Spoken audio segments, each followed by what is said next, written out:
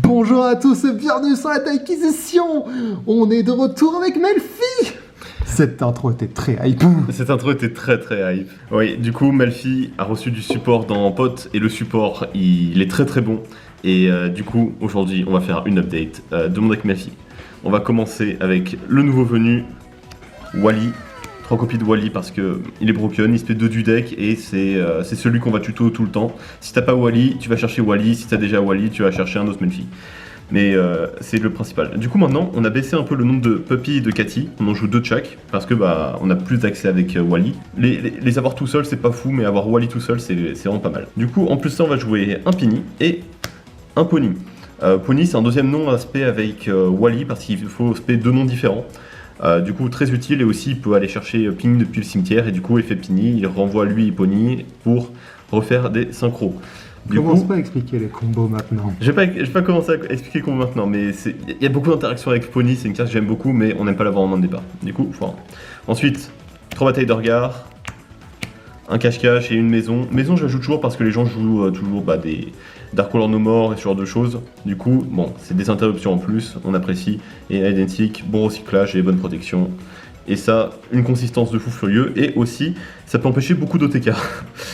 Et surtout, ce qui est intéressant, c'est que on est toujours en mode « Oh non, j'ai pioché Kalantosa ». Cette carte règle ce problème. Cette carte permet de renvoyer des briques dans le deck pour aller tuto Wally, du coup, c'est toujours le bienvenu. Thank you Konami, thank you.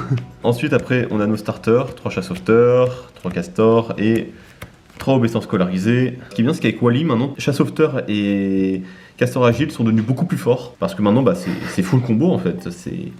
Ça génère une quantité d'avantages absurdes. Et si notre adversaire nous permet de résoudre Wally, on a grosso modo gagné la partie. Ensuite, on a le petit package très brigade, juste pour avoir accès à Shurag et pour générer beaucoup de cas advantage.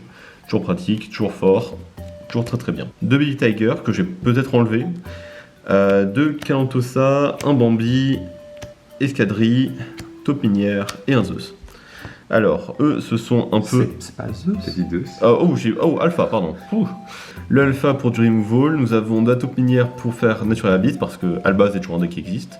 Ensuite, après, on a Baby Tiger qui nous génère beaucoup d'avantages si le duel dure. 2 Kalantosa, pas 3, j'ai eu beaucoup de gens le jouer en x3, c'est une connerie, faut pas faire ça. Ensuite, un Bambi, qui est notre... Si vous le jouez x3, je vais vous trouver. x3 c'est une connerie parce que vous allez l'avoir en main et en main il fait absolument rien du coup. Bon. Mais si tu peux le renvoyer dans le deck avec concours de regard. Oui, mais... Et tu peux le spé de la main avec Féni. Je joue pas Féni. Oui, on ne joue pas Féni ici. Et aussi Bambi, c'est notre petit Anthony sur Terre, voilà. Du coup, les deux pour faire ensemble. Barkion Naturia. Voilà. Hein, quoi. Et du coup, Escadron Longues Oreilles pour encore plus d'interruptions parce que c'est beau. Parce que oui, maintenant c'est plus un deck X6, c'est un deck synchro. Ouais, du coup maintenant j'ai encore plus de synchro qu'avant. Maintenant la petite line-up de Entrap, 3 H, 3 Bell, 3 Imperm, le Call-By et les 2 Twin Twister. Bon, ça c'est les staples, pas grand chose à dire. Les free spots. Les free spots. Peut-être que j'ai rajouté 3 free spots en enlevant Alpha et 2 Baby Tiger. Je vais peut-être tester 100. Parce que parfois ils font brick quand on les a en main et qu'on n'a rien d'autre. Du coup, je vais peut-être tester ça et mettre 3 Didi Crow en main parce que c'est plutôt fort dans le format. En ce moment, c'est très fort. En ce moment, c'est très fort. Du coup, au moment, Didi Crow est préféré à Ghostbell, mais Ghostbell te donne accès à Lyon Naturia, donc c'est quand même un peu gratuit. C'est une synergie un peu débile, mais oui, c'est le cas.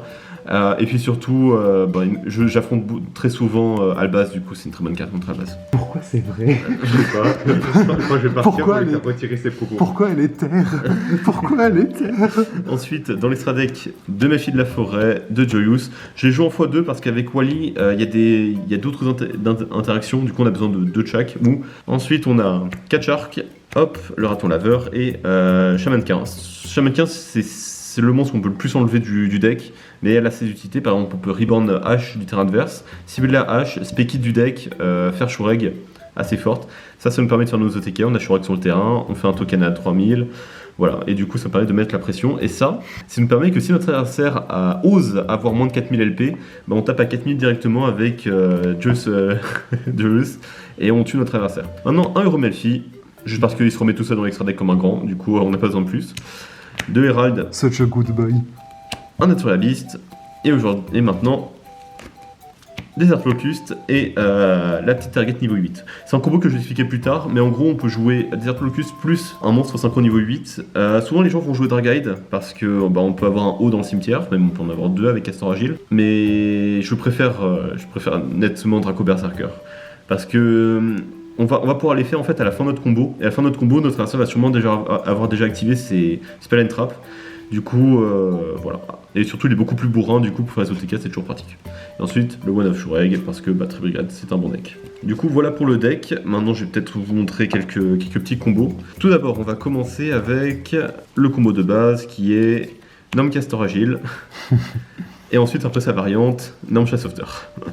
Norm Castor Agile, on va spé Un autre. un autre Castor Agile. Puis après, on va faire, Melfi de la Forêt en utilisant les deux.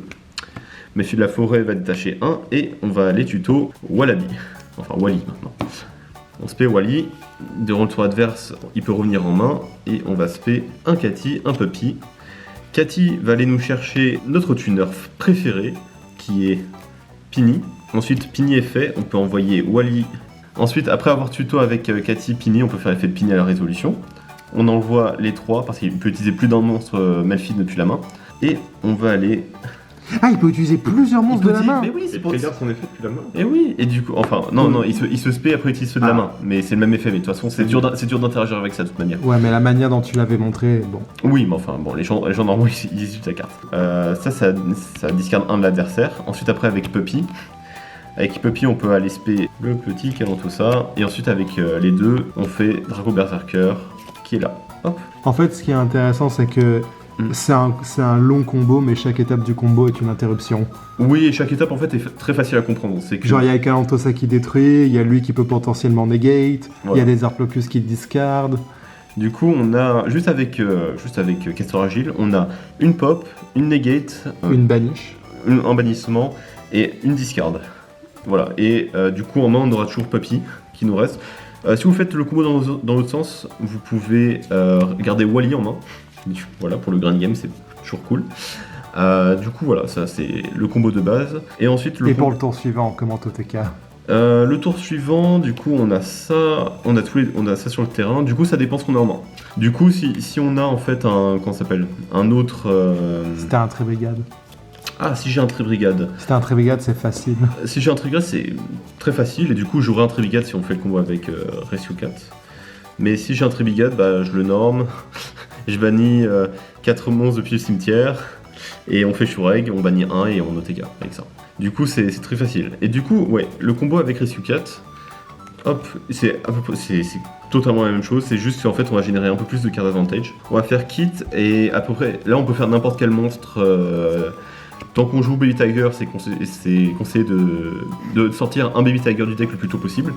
Mais sinon, vous pouvez spé tout simplement un Bambi à la place, ou vous pouvez juste spé un Cathy ou n'importe quoi.